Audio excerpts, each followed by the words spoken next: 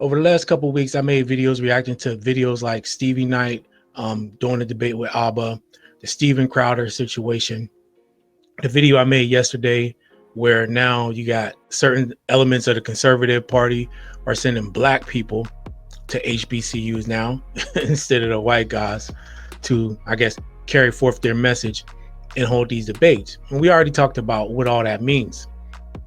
Well, now today in this video, this is why we talk about this stuff. And this is the main reason we, those of us who know better are pointing out these things. And when we talk about certain elements of the conservative party, this is what we're talking about. So Politico released a story and it says exclusive. Thousands of leaked messages show leaders of young Republican groups joking about gas chambers, slavery, the R word in a private Telegram chat. Inside rising GOP leaders' racist chants obtained by Politico and spanning more than 7 months.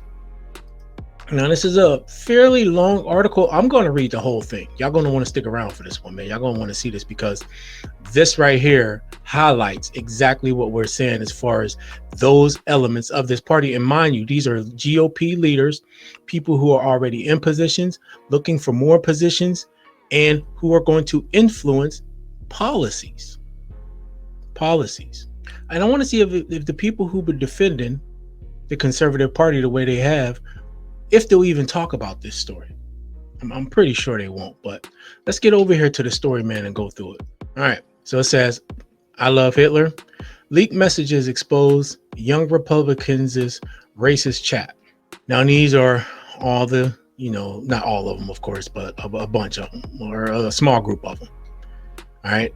I'm not even going to read all of these out loud, of course, but this girl is fully R-worded, so on and so forth. They're going to be in this article. So let's go. So this is written by Jason Bieferman and Emily Nijo. I probably mangled those. 10/14/25. Okay. So this just came out yesterday. Leaders of young Republican groups throughout the country worried what would happen if their Telegram chat ever got leaked, but they kept typing anyway. They referred to black people as monkeys and the watermelon people, and mused about putting their political opponents in gas chambers.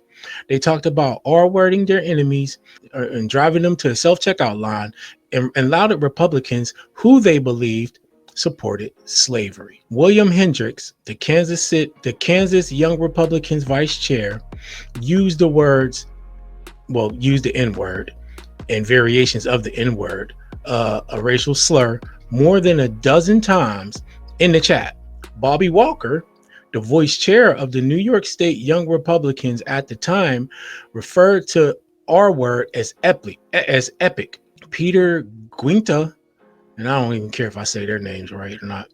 Peter Guinta, who at the time was chair of the same organization, wrote in a message sent in June that everyone that votes no is going to the gas chamber. And mind you, these are members of the party already. They're in leadership positions, seeking higher levels of leadership positions. This ain't just like locker room banter, y'all. This really ain't. And this is like I said when I brought the fact up of people trying to say, oh well, we've been such amount of time removed from slavery and Jim Crow and all. None of that shit matters. Because we still have a generation of people who was brought up under that ideology, and they are concentrated heavily in positions of government power, whether that's on a local level, state level, or federal level. Guinta was referring to an upcoming vote on whether he should become chair of the Young Republican National Federation, the GOP's 15,000 member political organization for Republicans between 18 and 40 years old. I'm going to create, and this is a quote, I'm going to create some of the greatest psychological torture methods known to man. We only want true believers, end quote. He continued. Two members of the chat responded. Everyone that votes no is going to the gas chamber, and everyone that endorsed but then votes for us is going to, and everyone that endorsed but then votes for us is going to the gas chamber. When do we start bullying, dude? We have a solid 3 people who can have them want to jump. If they vote for us, why would they be gassed? When do we bring that side out? So they said if they vote or not. I'm going to create some of the greatest psychological torture methods known to man. We only want true believers. Can we fix the showers? Gas chamber don't fit the Hitler aesthetic. We got to pretend that we like them. We got to pretend that we like them. Hey, come on in, take a nice shower and relax. So you see where they're going with this, right?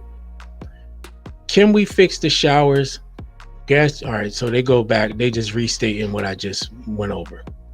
The exchange is part of a trove of Telegram chats obtained by Politico and spanning more than 7 months of messages among young Republican leaders in New York, Kansas, Arizona, and Vermont. The chat offers an unfiltered look at how a new generation of GOP activists talk when they think no one is listening. Since Politico began making inquiries, one member of the group chat is no longer employed at their job and another's job offer was rescinded. Prominent New York Republicans, including Representative Elise Stefanik and State Senate Minority Leader Rob Ort, have denounced the chat. Of course they would. Why wouldn't they, right? That still don't mean they don't think the same things. And festering resentments among young Republicans have now turned into public recriminations, including allegations of character assassination and extortion. A liberating atmosphere. The 2,900 pages of chat, damn, 2,900 pages? It's crazy. This ain't just like some glancing banter. You know what I'm saying? 2,900 pages of chats shared among a dozen millennial and Gen Z Republicans between early January and mid-August chronicled their campaign to seize control of the National Young Republican Organization on a hardline pro-Donald Trump platform. Many of the chat members already work inside government or party politics, and one serves as a state senator. Together, the messages reveal a culture where racist, anti-Semitic, and violent rhetoric circulate freely, and where the Trump era loosening of political norms has made such talk feel less taboo among those positioning themselves as the party's next leader. So they basically saying the Trump era has made them more comfortable with talking like this and actually putting forth real plans to further their agenda, man. The more the political atmosphere is open and liberating, like it has been with the emergence of Trump and more right-wing GOP even before him, it opens up young people and older people to telling racist jokes, making racist commentaries in private and public, said Joe Fegan, a Texas A&M sociology professor who has studied racism for the last 60 years. He's also concerned the words would be applied to public policy. It's chilling, of course, because they will act on these views. Yeah, it is. It really is. The dynamic of easy racism and casual cruelty played out in often dark, vivid fashion inside the chats, where campaign talk and party gossip blur into streams of slurs and violent fantasies. And this is that guy, Peter Guinta, right here. Yeah, look at him. The group chat members spoke freely about the pressure to cow to Trump to avoid being called a rhino, the love of Nazis within their party's right wing, and the president's alleged work to suppress documents related to wealthy financier Jeffrey Epstein's child sex crimes. So part of the reason that they're saying they're doing this was to cozy up to Trump, because this is what they feel like he wants or what he's looking for from those who support him. Trump's too busy burning the Epstein files, Alex Dwyer, the chair of the Kansas Young Republicans, wrote in one instance. Dwyer and Kakati declined to comment. Maligno and Hendricks did not return requests for comment. Of course they didn't. But some involved in the chat did respond publicly. Guinta claimed the release of the chat is part of a quote, a highly coordinated year-long character assassination led by Gavin Wax and the New York City Young Republican Club, an allusion to a once obscure internecine war that has now spilled into the open. Yeah, but I don't care, honestly, what their reason was for collecting this information and putting it out there. There's no excuse for it. Don't matter why they did it, really. Why was y'all just highlight what y'all was trying to do? He's mad they got caught. And so now he's trying to shift the blame. These logs were sourced by way of extortion and provided to Politico by the very same people conspiring against me, he said. What's most disheartening is that despite my unwavering support for President Trump since 2016, rogue members of his administration, including Gavin Wax, have participated in this conspiracy to ruin me publicly simply because I challenged them privately. But yeah, my man, they wouldn't have nothing to ruin you with if you didn't do what you did or say what you said. So that's all a bunch of bullshit. Wax, a staffer in Trump's State Department, formerly led the New York Young Republicans Club, a separate city-based group that is at odds with the state organization, the New York State Young Republicans. He declined to comment. So you got the city-based group, which is the New York Young Republicans Club. And then you got the state organization, which is the New York State Young Republicans. So I guess those two factions is going at it. Despite his allusions to infighting, Guinta still apologized. I am so sorry to those offended by the insensitive and inexcusable language found within the more than 28,000 messages of a private group chat that I created during my campaign to lead the Young Republicans, he said. While I take complete responsibility, I have had no way of verifying their accuracy and am deeply concerned that the message logs in question may have been deceptively doctored. Ain't nobody saying, and first of all, we don't accept your apology. That's first and foremost. We don't accept it. All that, I'm sorry, it was insensitive bullshit that people been saying over and over again after they get caught. Stop accepting that shit. We should stop accepting that shit, man. Nobody accepts it. And you ain't apologizing if you didn't do nothing wrong, right? So, doctored, ain't none of that shit doctored, man. At least one person in the Telegram chat works in the Trump administration, Michael Bartles, who, according to his LinkedIn account, serves as a senior advisor in the Office of General Counsel within the U.S. Small Business Administration. Bartles did not have much to say in the chat, but he didn't offer any pushback against the offensive rhetoric in it either. He declined to comment. A notarized affidavit signed by Bartles and obtained by Politico also sheds light on the intra-party rivalry that led the Restorer Telegram chat to be made public. Bartles references Wax as well. He wrote that he did not give Politico the chat and that Wax demanded in a phone call that he provide the full chat log. When I attempted to resist that demand, after providing some of the requested information, Wax threatened my professional standing and raised the possibility of potential legal action related to an alleged breach of a non-disclosure agreement. Bartles claimed in the affidavit, my position within the New York Young Republicans Club was directly threatened. Yeah, because y'all was in there saying crazy stuff, man. And it just ain't even just about the chats. It's about the fact that y'all had plans to implement a lot of the things that y'all was talking about as far as furthering that agenda. So it wasn't just about what y'all was saying. That's part of it, but it was more than that. Walker, who now leads the New York State Young Republicans, touched on a similar theme, saying that he believes portions of the chat may have been altered, taken out of context, or otherwise manipulated, and that the private exchanges were obtained and released in a way clearly intended to inflict harm. He also apologized. There is no excuse for the language and tone in messages attributed to me. The language is wrong and harmful, and I sincerely apologize, Walker said. This has been a painful lesson about judgment and trust, and I am committed to moving forward with greater care, respect, and accountability in everything I say and do. Man, this is all a bunch of bullshit. Ain't nobody trying to hear that. Ain't nobody trying to hear that at all. 251 times. Mixed into the formal conversations about whipping votes, social media strategy, and logistics, the members of the chat slung around an array of slurs, which Politico is republishing to show how they spoke. Epithets like the agate word, retarded, and igga appeared more than 251 times combined. In one instance, Walker, who at the time was a staffer for Ort, talked about how a mutual friend of some in the chat, quote, dated this very obese Indian woman for a period of time, end quote. Guinta responded that the woman was not Indian.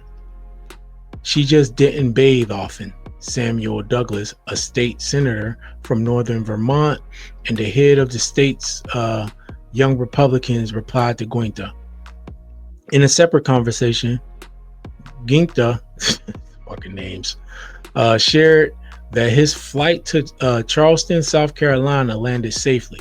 Then he offered some advice for his fellow Young Republicans.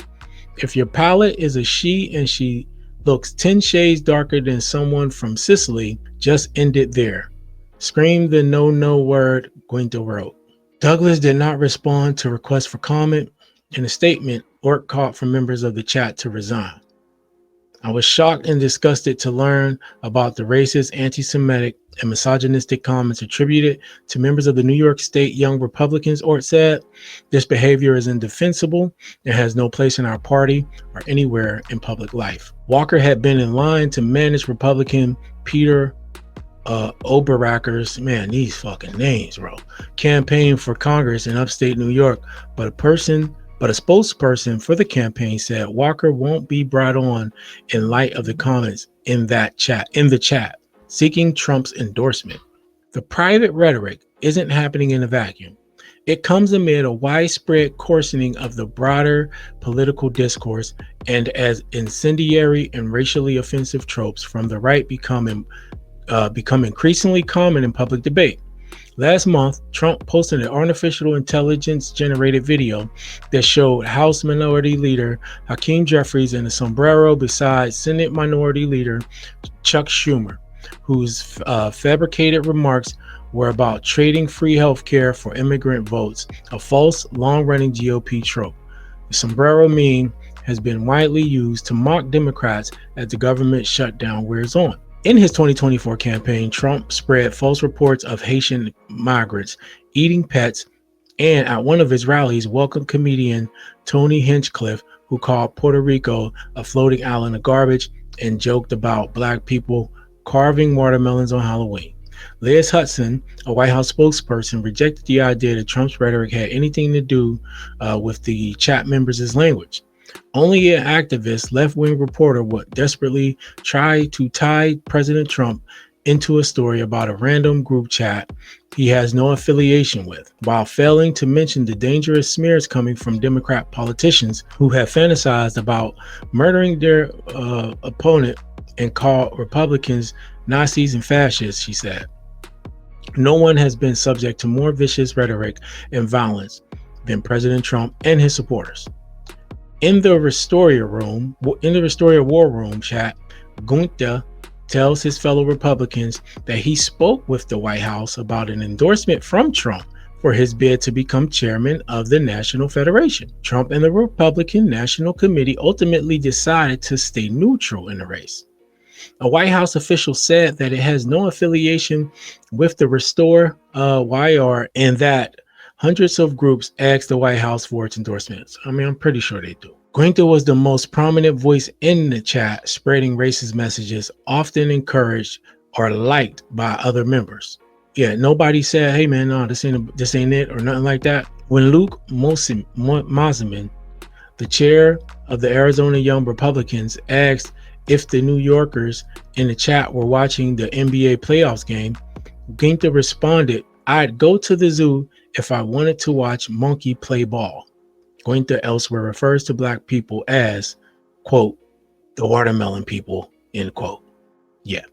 So this was all, according to them, this was all taken out of context. Not all, but a good portion was taken out of context. I mean, I don't know what other context you can get from these.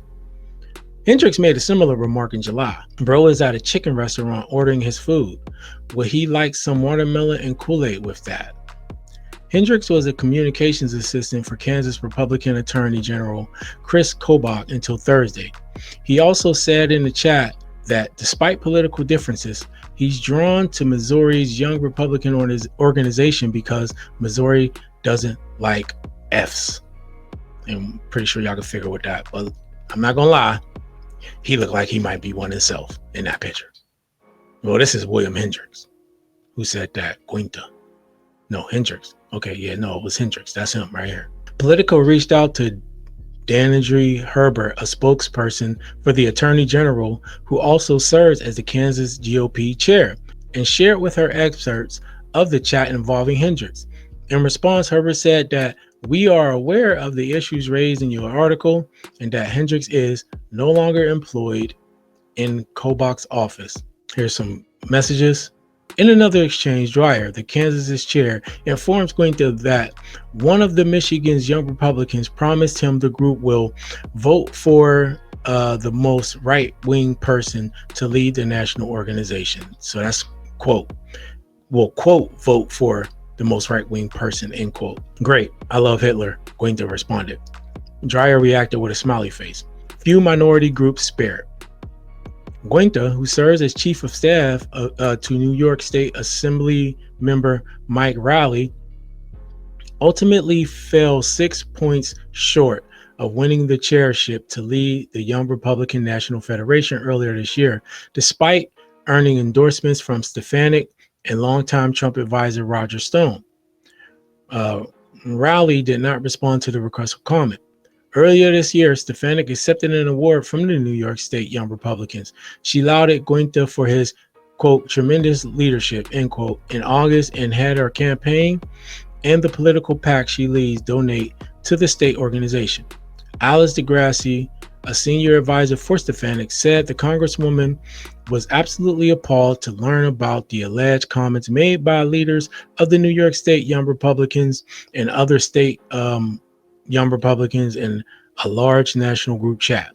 According to the description provided by Politico, the comments were heinous, anti-Semitic, racist, and unacceptable. He continued, noting S.D.N.Y has never employed anyone in that chat. If the description by Politico is accurate, Congresswoman S.D.N.Y calls for any NY Young Republicans responsible for these horrific comments in this chat to step down immediately. Stone also condemned the comments in a statement. I, of course, have never seen this alleged chat room thread, he said. If it is authentic, I would, of course, denounce any such comments in the strongest possible terms. This would surprise me, is inconsistent with Peter that I know, although I only know him in his capacity as the head of the New York Young Republicans, where I thought he did a good job. Few minority groups are spared from the Young Republicans group chat.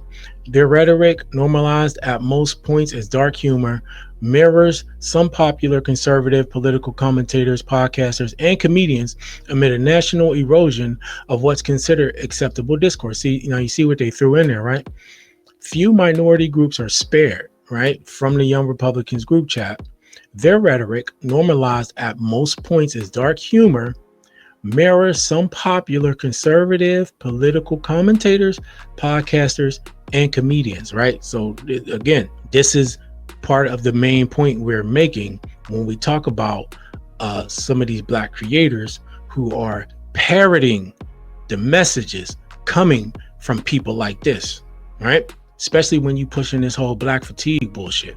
Guinta's line on a darker skin palette, for example, echoes one used by slain conservative activist Charlie Kirk last year when he said, "If I see a Black palette, I'm going to be like, boy, I hope he's qualified." Kirk was discussing how diversity hiring invites unwholesome thinking. Right, because it's impossible for you to hire somebody Black who's actually qualified, right? Of course, if you hire them, they must not be qualified. Walker also uses the moniker Eye Patch McCain, originally coined by conservative commentator Tucker Carlson, in an apparent reference to GOP Representative Dan Crenshaw. Crenshaw lost his eye while serving as a Navy SEAL in Afghanistan. Walker also makes the remark, "I prefer my war heroes not captured," a repeat of a similar 2015 line from Trump. And of course, these are all people who will be too much of cowards to go to war themselves or to join the military themselves. And they'll talk shit on people who actually were in there fighting and actually got injured, in the midst of battle. Art Gibson, a professor at the University of Dayton who specializes in white racial extremism, surmised the Young Republicans in the chat were influenced by Trump's language, which he said is often hyperbolic and emotionally charged. Trump's persistent use of hostile, often inflammatory language that normalizes aggressive discourse in conservative circles can be incredibly influential on young operatives who are still trying to figure out what is that political discourse, Gibson said. No, man, but you don't say stuff like this if that's not who you are. White supremacist symbols. Gibson reviewed multiple excerpts of the Young Republicans' chat provided by Politico. One was a late July message where Mosselman, the chair of the Arizona Young Republicans, mused about how the group would win support for their preferred candidate by linking an opponent to white supremacist groups. But Mosselman then realized the plan could backfire. Kansas's Young Republicans could end up becoming attracted to that opponent. Can we get them to start releasing Nazi edits with her, like pro-Nazi and fascism propaganda? He asked the group. OMG, I love this plan, Rachel Hope, the Arizona Young Republican events chair, responded. The only problem is we will lose the Kansas delegation, Mosselman said. Hope and the two Kansas Young Republicans in the chat reacted with a laughing face to the message. Hope did not respond to requests for comment. Mosselman declined to comment. Gibson said the Young Republicans' conversation reminded him of online discussions between members of neo-Nazi and white supremacist groups. You say it once or twice, it's a joke, but you say it 251 times, it's no longer a joke, Gibson said. The more we repeat certain ideas, the more real they become to us. Weeks later, someone in the chat staying in a hotel asked its members to guess what room we're in. 1488, Dreyer responds. White supremacists use the number 1488 because 14 is the number of words in a white supremacist slogan.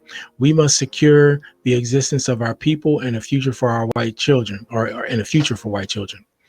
H is the 8th letter in the alphabet, and 88 is often used as a shorthand for Heil Hitler. All that I did not know. I did not know that. Well, good to know. In another conversation in February, Guinta talks approvingly about the Orange County Teenage Republican Organization in New York, which appears to be part of the network of national teenage Republicans, and how he was pleased with its young members' ideological bent. They support slavery and all that shit. Mega based, he said. The term based in internet culture is used to express approval with an idea, often one that's bold or controversial.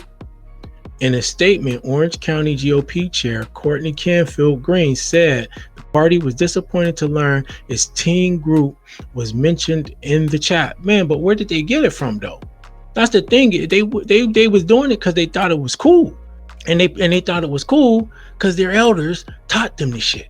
Our teen volunteers have no affiliation with the NYSYRs of. All right, I'm not saying all that shit. She said, this behavior has no home within the Republican Party in Orange County. Ed Cox, the chair of the New York State GOP, also condemned the remarks made in the chat. I was shocked and disgusted to learn about the reports of comments made by a small group of young Republicans, he said. Just as we call out vile racist and anti-Semitic rhetoric on the far left, we must not tolerate it within our own ranks. Vicious words for enemies. Members of the Telegram chat speak about their personal lives too.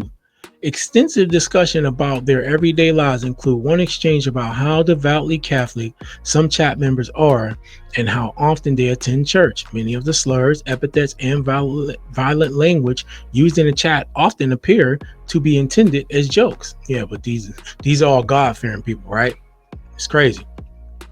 Mosselman was derided by members of the chat as Beaner and look like the Hispanic slang word. Stay in the closet, F word. Walker of New York also jested in July, though he is the group's main target for the same epithet. The group used slurs against Asians too. My people built the train tracks with the Chinese, Walker says at one point, referring to his Italian ancestors. Let his people go. Maligno responds. Keep the C word for, derogatory Chinese term. Keep the C's though. In another instance, Mosselman tells the group that the Spanish came to America and had sex with every single woman. All right, sex is gay, Dreyer writes. Sex, it was our word. Epic.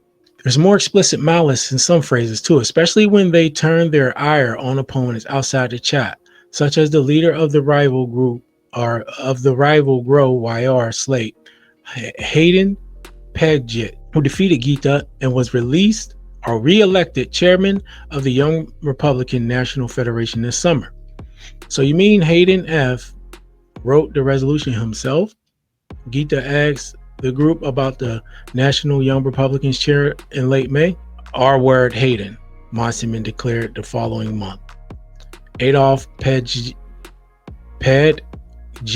is in the F bunker as we speak, Walker said in July. Padjeet responded to the chat's language in a statement.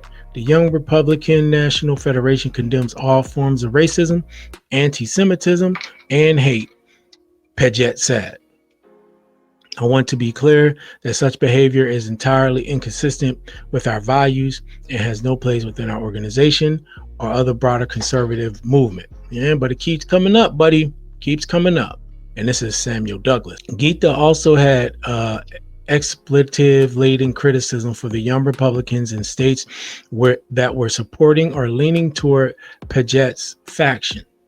Minnesota F's, and they're using the gay slang or slur word, he messaged, continuing, Arkansas inbred cow efforts, Nebraska revolt in our favor, blocked their bind, and have a majority of their delegates. Maryland, fat, skinny. Okay. This is just crazy. Ginta also said he planned to make one of the competing Young Republicans unalive himself on the convention floor. In another instance, Douglas, the Vermont state senator, describes to the group members how one of Padgett's Jewish colleagues may have made a procedural error related to the number of Maryland delegates permitted at the national convention. I was about to say you're giving nationals too much credit and expecting the Jew to be honest. Breonna Douglas, Sam's wife and Vermont Young Republicans National Committee member, replied to her husband's message. Breonna Douglas did not respond to repeated requests for comment. If we ever had a chat, or if we ever had a leak of this chat.